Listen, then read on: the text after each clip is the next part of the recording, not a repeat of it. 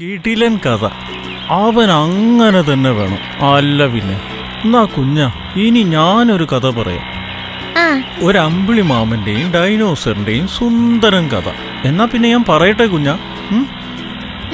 നല്ല കഥയായിരിക്കും.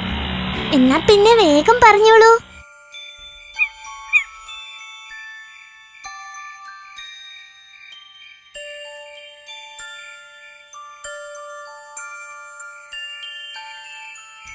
അമ്പിളിമാമനും ഡൈനോസറും വലിയ കൂട്ടുകാരായിരുന്നു. അങ്ങനെയിരിക്കെ അവർ എന്തോ ഒരു കാര്യത്തിന് പിണക്കമായി. എല്ലാ ദിവസവും ഇരുട്ടാകുമ്പോൾ അമ്പിളിമാമൻ ഡൈനോസറിനെ കാണാൻ വരുമായിരുന്നു. അങ്ങനെ ഒരു ദിവസം ഡൈനോസർ കിടന്നുറങ്ങുകയായിരുന്നു.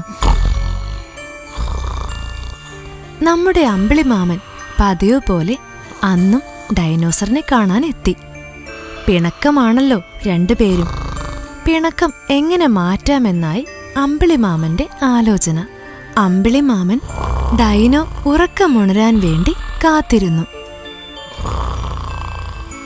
അങ്ങനെ ഉറക്കമുണർന്ന ഡൈനോയെ നോക്കി അമ്പിളിമാമൻ ഹായ് പറഞ്ഞു. പക്ഷേ അവന്റെ പിണക്കം മാറിയില്ല. അവൻ പറഞ്ഞു, എന്നിട്ട് ഡൈനോ അവിടെ നിന്ന് നടക്കാൻ തുടങ്ങി.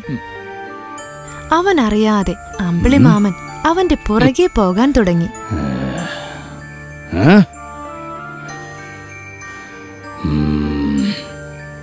പുറകെ അമ്പിളിമാമൻ വരുന്നത് കണ്ട ഡൈനോ നടത്തത്തിന്റെ വേഗം കൂട്ടി. ഇത് കണ്ട വിഷമം തോന്നിയ അമ്പിളിമാമൻ പതുക്കെ മലകൾക്കിടയിലോട്ട് താഴാൻ തുടങ്ങി.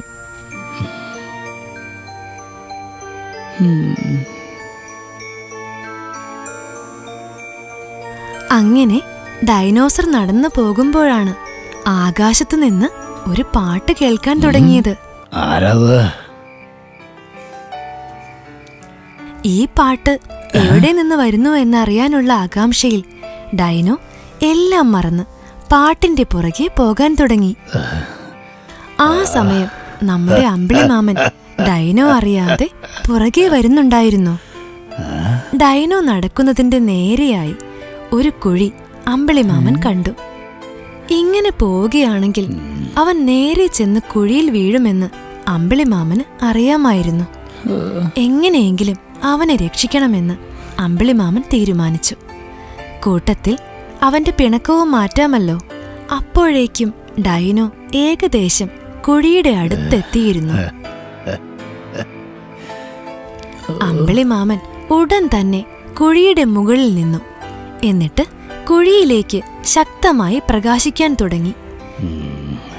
അപ്പോഴാണ് നമ്മുടെ ഡൈനോ തന്റെ മുന്നിലുള്ള കുഴി കണ്ടത്.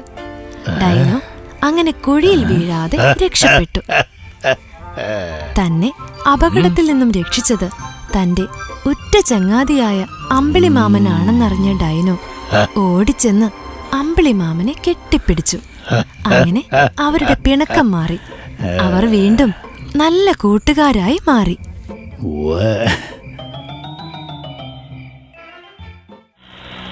എന്തായാലും വല്ലാത്തൊരു കഥയായിപ്പോയി. അടിപൊളി കഥയായിരുന്നു. കുഞ്ഞനും ചിന്നനും.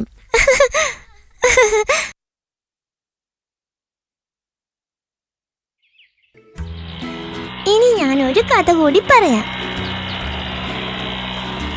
സൂത്രക്കാരനായ അമ്മയുടെ കഥ. ഒരു അടിപൊളി സൂത്രം പ്രയോഗിച്ച് ദുഷ്ടനായ കുറുക്കന്റെ കയ്യിൽ നിന്നും രക്ഷപ്പെട്ടത് എങ്ങനെയാണെന്ന് നമുക്ക് നോക്കാം. നമുക്കിനി ആമയുടെയും കുറുക്കന്റെയും കഥ കേൾക്കാം. ഒരിടത്തൊരിടത്ത് ഒരു പുഴവക്കിൽ കുറേ മൃഗങ്ങൾ താമസിച്ചിരുന്നു.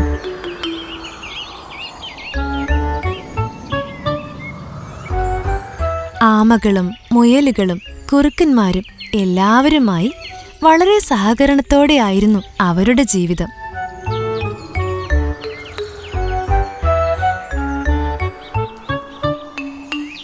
വളരെ സ്നേഹത്തോടെ ജീവിച്ചിരുന്ന അവരുടെ ഇടയിലേക്ക് ചിണ്ടൻ കുറുക്കൻ താമസമാക്കിയതോടെ അവരുടെ സമാധാനവും സന്തോഷവും എല്ലാം പോയി.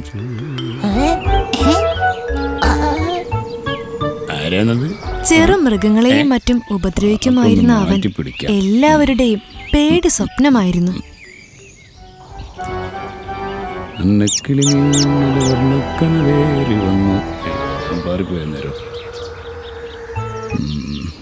പിച്ചൗട്ടായി പോയതായിരിക്കും. കിളി പറിക്കണം. ഇവരൊക്കെ ഓടി പോവാന്നല്ലോ. ഒരു ദിവസം അവൻ ഒരു പാവം ആമയെ പിടികൂടി. കുറുക്കൻ പിടികൂടിയതും പേടിച്ചരണ്ട ആമ തന്റെ തോടിനുള്ളിലേക്ക് വലിഞ്ഞു.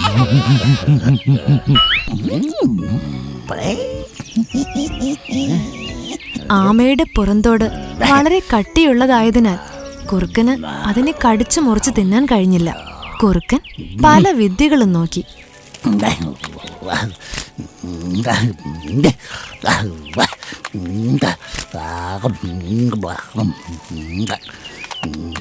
രക്ഷയില്ല. ഈ സമയമെല്ലാം പാവമാമ പേടിച്ചു വിറച്ച് തന്റെ തോടിനുള്ളിൽ ഇരിക്കുകയായിരുന്നു. പല വഴികളും നോക്കി രക്ഷയില്ലാതായപ്പോൾ അവൻ ആമയെ അടുത്ത് കണ്ട പാറപ്പുറത്തേക്ക് എറിയാനായി എടുത്തു.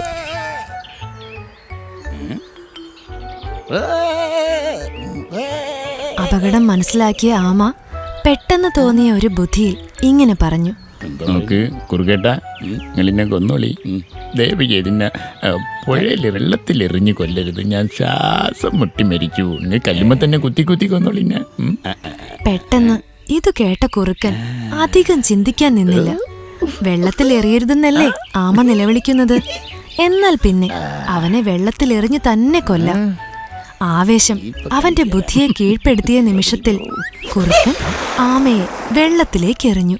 ജീവൻ തിരിച്ചു കിട്ടിയ സന്തോഷത്തിൽ ആമ ഇങ്ങനെ വിളിച്ചു പറഞ്ഞു: എടോ മണ്ടൻ കുറുക്ക, കരയിലും വെള്ളത്തിലും ഒരുപോലെ ജീവിക്കാൻ കഴിയുന്ന എന്നെ വെള്ളത്തിൽ എറിഞ്ഞു കൊല്ലാൻ നോക്കിയ താൻ എന്ത് കുറുക്കനാടോ? കുറുക്കന്റെ വംശത്തിന് തന്നെ താൻ പേര് ദോഷമാടോ? അമിത ആവേശം കൊണ്ട് ഒന്നും നേടാൻ കഴിയില്ല. ഇനി വേറെ പോയി തിന്നാൻ നോക്കിയോ. Okay, bye. ഇത്രയും പറഞ്ഞുകൊണ്ട് ആമ കുളത്തിന്റെ ആഴങ്ങളിലേക്ക് ഊളിയിട്ടു. ഈ കഥയിൽ നിന്ന് കൂട്ടുകാർക്ക് എന്ത് മനസ്സിലായി?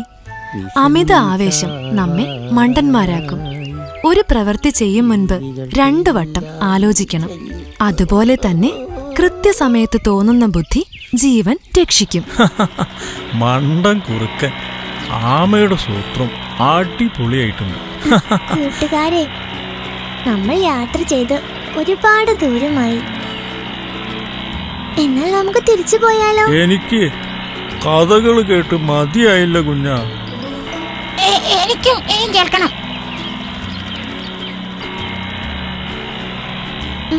ഇനി നമ്മൾ വീട്ടിലെത്താൻ നേരം വൈകും. നമുക്ക് നാളെ കാണാം. നമുക്ക് വേഗം പോകാം വീട്ടിലേക്ക്. ബൈ കൂട്ടുകാരെ. ബൈ. ബൈ.